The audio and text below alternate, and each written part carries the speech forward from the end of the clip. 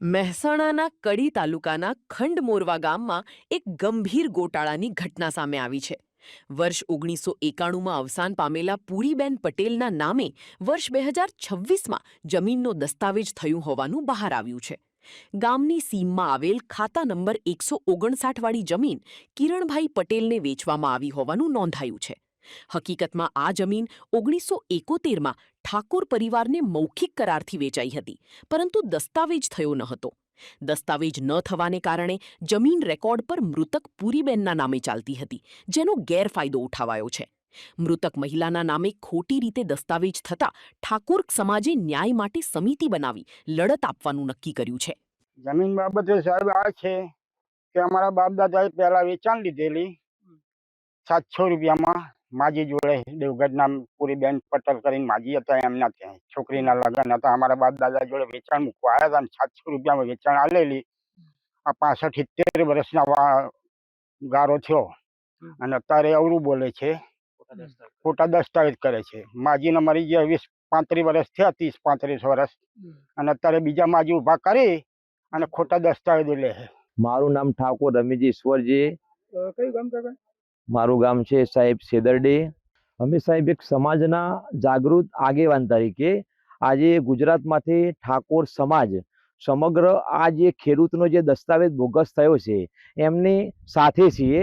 1971-72માં 700 રૂપિયામાં ઠાકોર મોહનજી માસંગજીના વારસોને આ જમીન પૂરીબેને વેચાણ 700 રૂપિયામાં આપી હતી. એમાં કૃષિ પંચનો હુકમ પણ અમારી પાસે છે, પણ જે તે સમયે અમારી અજ્ઞાનતાને લીધે ખેડૂતને એ જે તે દસ્તાવેજ અમે નતો કર્યો અને એના લીધે પૂરીબેનનું નામ ચાલતું હતું. તો પૂરીબેને 1991માં પૂરીબેન મૈયત થયા અને તેમ છતાં પણ 1 મહિના અગાઉ એનો પૂરીબેનનો બોગસ દસ્તાવેજ થયો. તો લેનારા પણ 2 વ્યક્તિ જે છે, 2 સાક્ષી છે, એમાં તમામ લોકો ખોટા છે અને સંડોવાલાયા છે.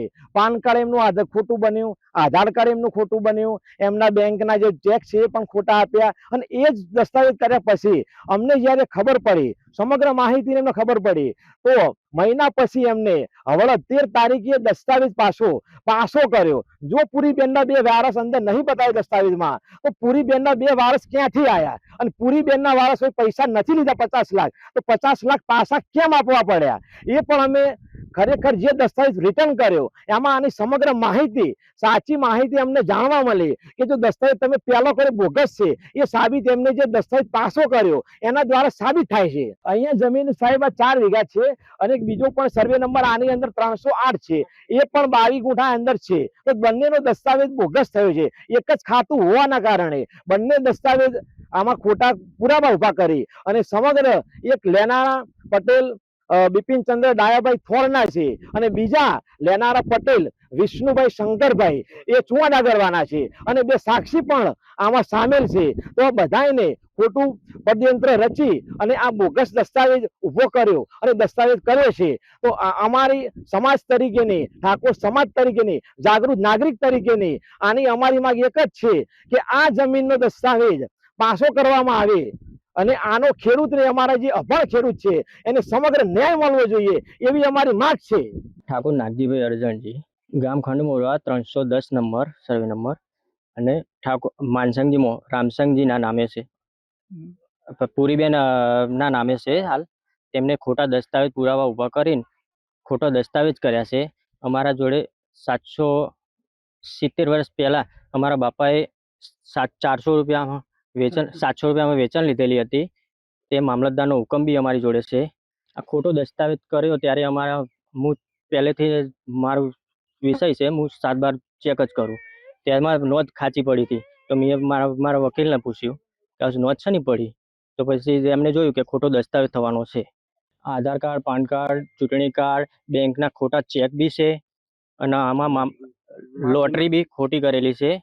પૂરીબેન એ મૈયત છે તો બી ખોટો દસ્તાવેજ કર્યો છે. આ પૂરીબેનની 2 દીકરીઓ છે, તેમના અને તેમના 2 વારસો છે, છોકરા, તેમના વળી ખોટો દસ્તાવેજ કરવામાં આવ્યો છે.